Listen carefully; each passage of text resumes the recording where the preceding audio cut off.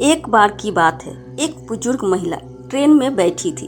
उसकी आंखों से आंसू लगातार बह रहे थे। वह चुपचाप सुबक सुबक कर रो रही थी। पास में बैठे एक आदमी ने जब उसे देखा तो उससे रहा नहीं गया।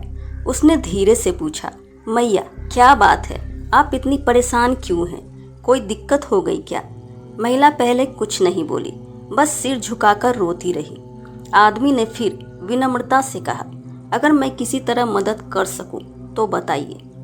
तब उस बुजुर्ग महिला ने अपने पास रखी एक छोटी सी थैली उसकी ओर बढ़ा दी और इशारे से कहा, देखो इसमें। आदमी ने थैली खोली। अंदर 4 पेरे थे, एक इत्र में भीगा हुआ कपड़ा और एक कागज का टुकड़ा। उसने कागज उठाया पर खोलने से पहले ही महिला की तरफ देखा, जैसे पूछ रहा हो कि क्या बात है। तब महिला बोली, मैं बांके बिहारी जी के दर्शन करने गई थी, अकेली, बहुत दूर से गई थी। दर्शन किए तो वहाँ के गोस्वामी जी ने प्रसाद में 1 पेरा दिया। मैंने उनसे कहा, मुझे 2 पेरे दे दीजिए। गोस्वामी जी ने मुस्कुराकर कहा, मैया प्रसाद सबको बराबर मिलता है, 1 ही पेरा मिलेगा। महिला ने फिर कहा, मैंने 200 रुपये दान किए हैं, कम से कम 2 पेरे तो दे दीजिए। लेकिन जवाब वही रहा, प्रसाद प्रसाद की तरह ही मिलता है, इसमें कोई भेदभाव नहीं होता। यह सुनकर महिला को गुस्सा आ गया। उसने कहा, तो फिर ये भी रख लो, मुझे नहीं चाहिए। और वह बिना प्रसाद लिए ही मंदिर से बाहर निकल गई। रास्ते भर बरबराती रही, इतनी दूर से आई हूँ और 1 पेरा भी नहीं दिया। तभी अचानक एक छोटा सा बच्चा उसके पास आया। उसने जल्दी से एक थैली उसके हाथ में पकड़ाई और कहा, मैया जरा इसे पकड़िए, मैं अभी आता हूँ।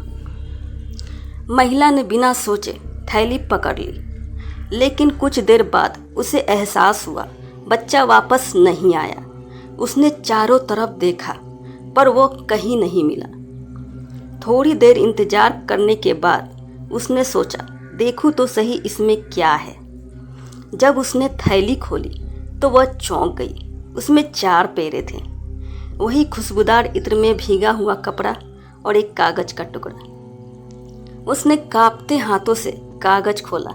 उस पर लिखा था, मैया तू 2 पेरे के लिए मुझसे नाराज हो गई, इसलिए 4 भेजे हैं, अब तो खुश है ना? यह पढ़ते ही महिला की आंखों से आंसू और तेजी से बहने लगे, लेकिन इस बार ये आंसू पछतावे और प्रेम के थे।